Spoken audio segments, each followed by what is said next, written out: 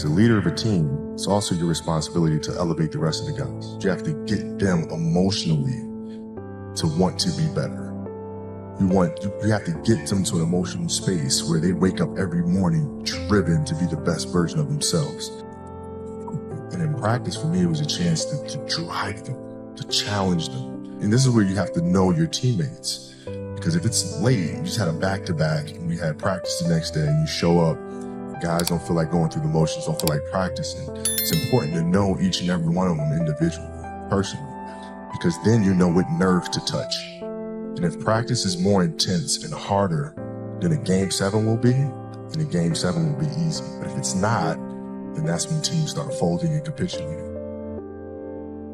I think the best way to prove your value is to work, is to learn, is to absorb, to be a sponge.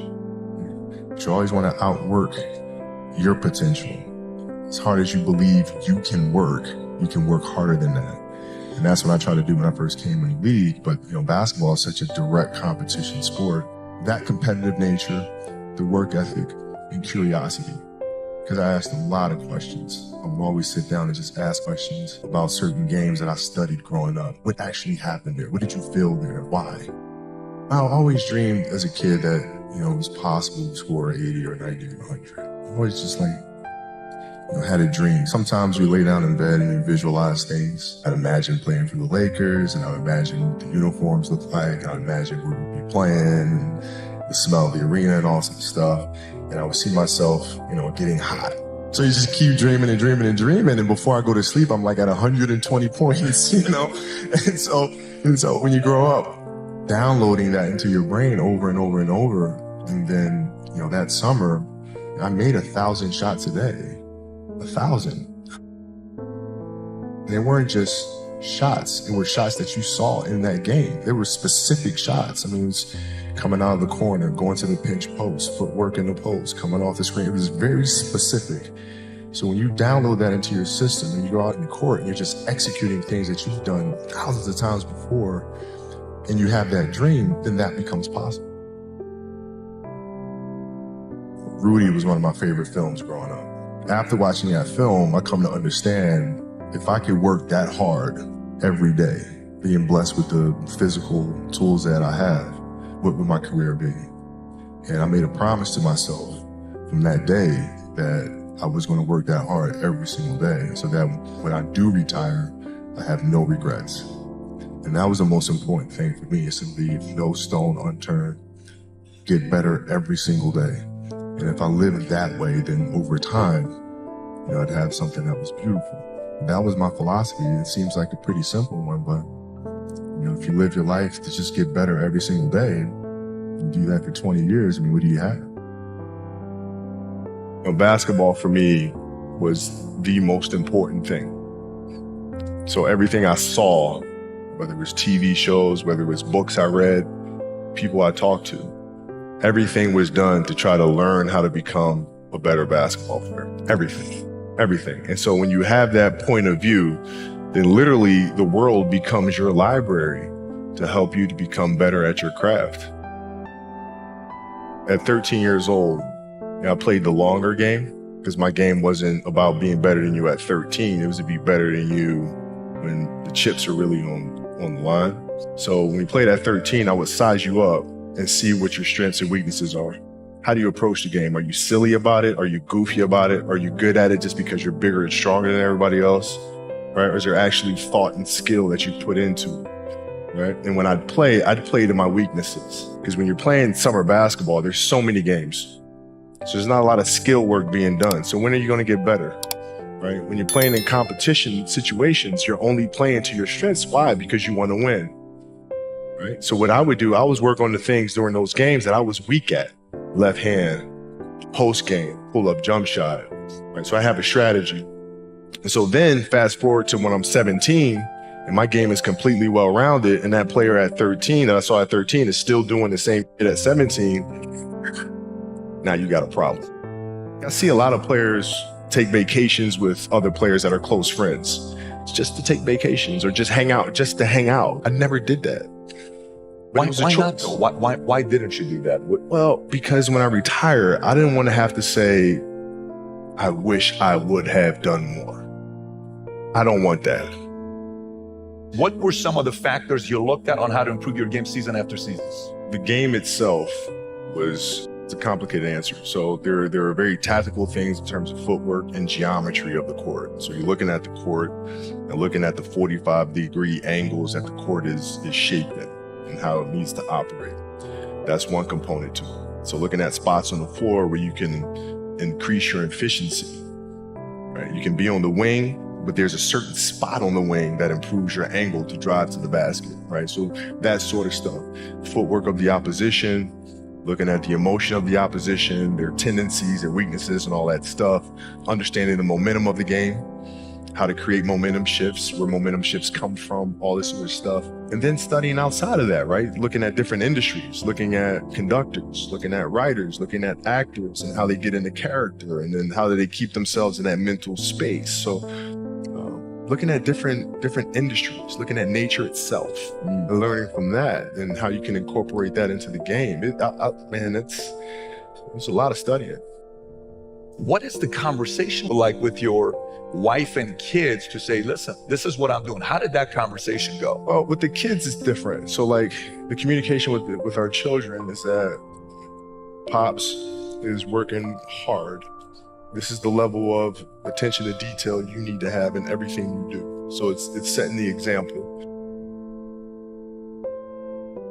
Same thing with my wife. My wife's a stay-at-home wife.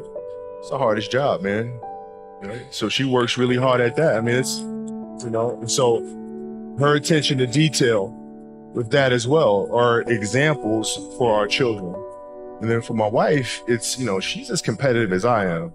So she's like, listen, man, if you're going to be out here training 8 hours a day, if you're going to spend 9 months out of the year away from your family, you better win the championship.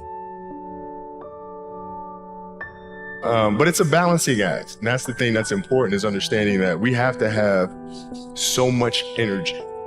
Because for like Natalia and Gianna, when they were babies, especially Natalia, because she was doing prime years, and I go to practice and I'd train and, I'd play the game and, I'd come home and I'd be sore and I'd be tired. And she wants to go swimming. She wants me to take her to the park. She wants to just jump on my back or whatever the case may be. You can't say, I'm too tired, I'm going to lay down. It's not fair. She doesn't know what the hell's going on, right? And if this was a game, you'd suck it up and play. I play games with the flu. I play games with 102-degree fever, man. You can't do that. That is so powerful. Right? You gotta be on, man. Like sometimes I'd fly back. Like I'd play a game to not miss my daughter's birthday. I'd fly back, be there for her birthday, and then fly back with the team just to make sure I don't miss anything. You gotta lead by example. Parents, you gotta lead by example. If you want your kids to do whatever it is they want to accomplish in life, you have to show them. That's what I tried to do. Competitiveness inside was like, no, I'm gonna do something in the next 20 years that is better than these last 20. What I have to do now is make sure that the people that we bring in, these obsessives that we bring in, are challenging themselves to do the best job that they think they can do. That's what I'm there for, is for them to constantly look in the mirror and self-assess and challenge themselves. If we have a project and you're saying, okay, I can do that, that's not the project we want. The projects that say, I don't know if I can animate that. I don't know how to write that story. I don't know how to do that.